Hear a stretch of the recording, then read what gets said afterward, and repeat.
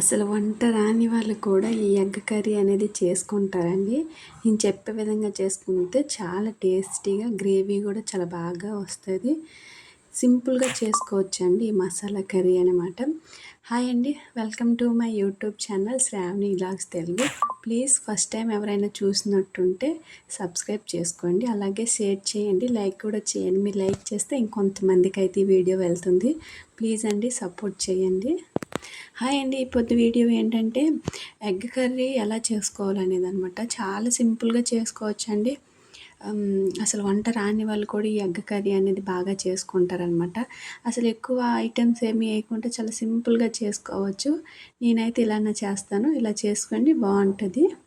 First అయితే మనం ఎన్ని గుడ్లు కావాలంటే అన్ని గుడ్లు అయితే కొంచెం నీటిలో వేసి కొంచెం ఉప్పు వేయాలన్నమాట. వేసి బాగా ఉడకపెట్టుకోవాలి. ఆ తర్వాత ఉల్లిపాయలనమాట. కొంచెం నేను గ్రేవీకి ఉల్లిపాయలు ఎక్కువ తీసుకుంటున్నాను. టమాటా తగ్గించి ఉల్లిపాయలు అనమాట ఎక్కువ తీసుకుంటున్నాను అనమాట. మీ ఇష్టం ఉంటే మీరు ఏది తీసుకుంటే అది.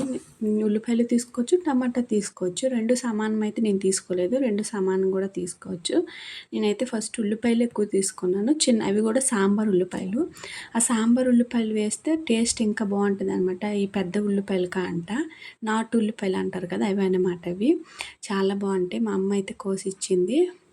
ఫస్ట్ కళాయి పెట్టుకున్నాను అనమాట. దాంట్లో కొంచెం ఆయిల్ వేసుకొని గుడ్లు అనమాట ఉడికిన తర్వాత పొట్టు తీసుకొని నూనె వేసుకొని నూనెలో వేపుకోవాలన్నమాట. నూనెలో వేపేటప్పుడు కొంచెం పసుపు వేసుకోవాలి. అడుగు అంటే కళాయికి అంటుకోకుండా వస్తాయి అన్నమాట. పసుపు వేసుకొని మంచిగా ఫ్రై చేసుకోవాలి. మీకు నచ్చే విధంగా మీరు ఫ్రై చేసుకోండి. బాగా అంటే బాగా, లైట్గా అంటే లైట్గా. నేనైతే లైట్గానే చేసుకున్నాను. తర్వాత తీసేసాను. బాగా అయిపోయిన తర్వాత వేరే దాంట్లోకి తీసుకున్నాకనమాట.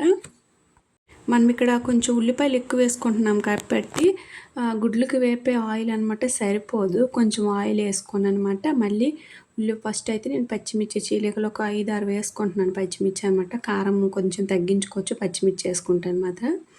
అవి ఫస్ట్ పచ్చిమిర్చి కొంచెం వేసుకున్నాక కొంచెం అవి వేగాక అనమాట ఉల్లిపాయలు వేసేసాను. ఉల్లిపాయలు కూడా ఉల్లిపాయలు బాగా వేగాక అందులోనే కొంచెం పోపుల సామాన్లు ఉంటాయి కదా, సరిసావులు, జీలకర్ర అవి అయితే వేసేసాను.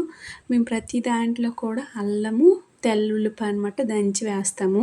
దానివల్ల టేస్ట్ వస్తుంది. మన హెల్త్కి కూడా చాలా మంచిది. తెల్లుల్లి, అల్లం అయితే ఇంకా చాలా మంచిది. ప్రతి కూరలో వేసుకోండి.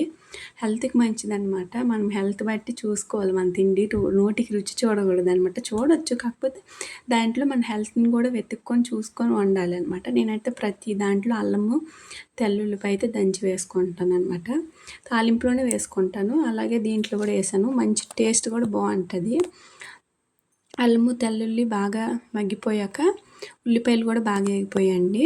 అందులోనే టమాటా కూడా నేను ఒక 4 టమాటాలు తీసుకొని కట్ చేసుకున్నాను. మీకు ఇష్టం అది. మీకు ఎక్కువ గ్రేవీ కావాలంటే ఎక్కువ చేసుకోవచ్చు, తక్కువ అంటే తక్కువ చేసుకోవచ్చు.